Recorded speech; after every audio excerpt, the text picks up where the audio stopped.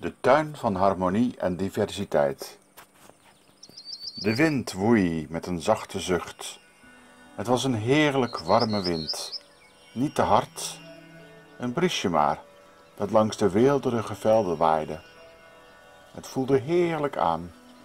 Met het zand dat opstoof waren ooit prachtige paleizen gebouwd, met goed onderhouden tuinen, met ontelbare soorten planten, bloemen en insecten.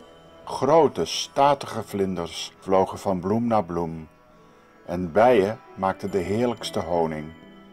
Enorme kelken met de lekkerste nectar voorzagen alle zespotigen van eten en bouwmateriaal.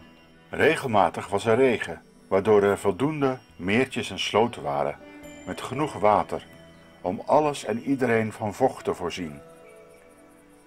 Voedzame akkers met maisplanten en graanhalmen die meewaaiden met de wind op oneindige korenvelden voorzagen mens en dier van voedsel. Genoeg om als goden te kunnen leven. Het was een oase in een verre dood land, omringd door een woestijn waar alleen zand was en nauwelijks leven mogelijk. Totdat er een storm opstak, na een lange tijd van droogte.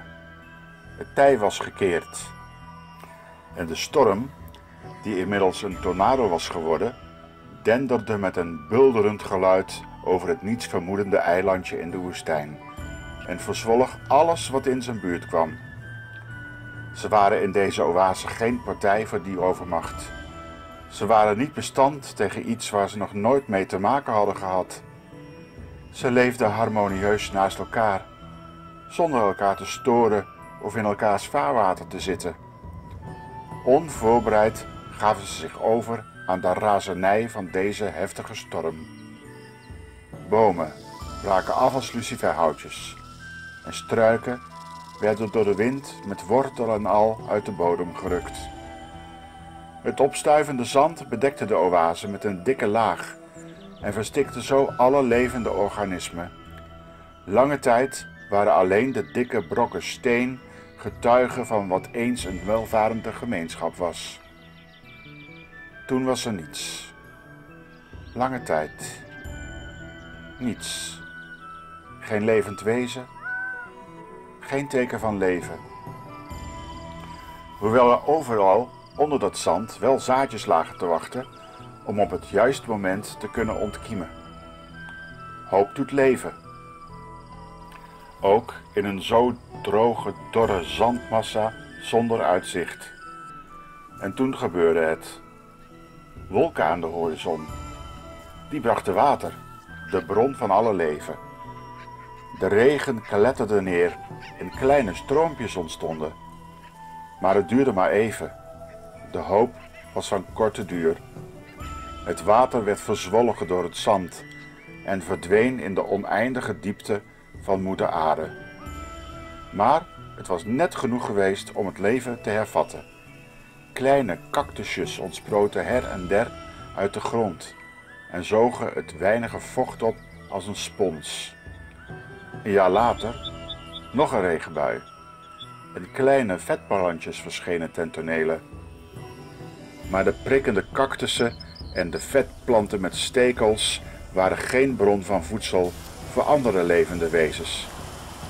Bovendien verschenen er na de derde regenbui uitheemse planten met enorme bladeren die al het zonlicht ontnamen voor andere soorten die daar eventueel zouden kunnen aarden. Ze overwoekerden alles in de eens zo vruchtbare oase.